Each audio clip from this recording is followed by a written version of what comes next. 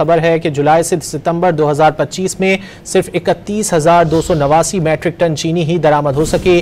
वफाकी काबीना ने 4 जुलाई को 5 लाख टन चीनी दरामद करने की मंजूरी दी थी। मजीद जानते हैं डॉन न्यूज के नुमाइंदे ताहिर शिरानी से। ताहिर, मजीद क्या मालूम हो सका?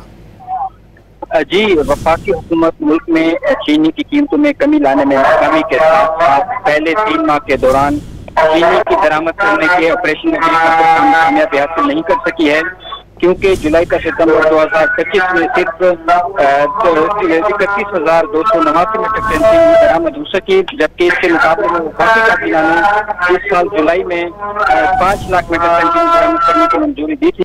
वफाक की दायरे शुमारियात की रिपोर्ट में चीनी की दरामद करने की तफसीलात जो सामने आई है, उसके मुताबिक माली साल के पहले 3 माह जुलाई से सितंबर 2025 के दौरान 5,35 करोड़ 20 लाख रुपए मालियत की 31,289 मीट्रिक टन चीनी दरामद हुई, जबकि सितंबर 2025 में 5,19 करोड़ रुपए मालियत की 30,728 मीट्रिक टन चीनी दरामद हुई। यानी ज्यादातर चीनी गुज़श्ता माह के दौरान दरामद की गई। इससे जाहिर होता है कि जुलाई अगस्त के दौरान 2 माह में 567 मीट्रिक टन चीनी की दरामद मुमकिन हो सकी थी। ट्रेडिंग कॉर्पोरेशन पाकिस्तान ने 1 लाख मीट्रिक टन चीनी की दरामद के लिए आखिरी टेंडर 27 सितंबर को जारी किया था, जो 6 अक्टूबर को खोला गया।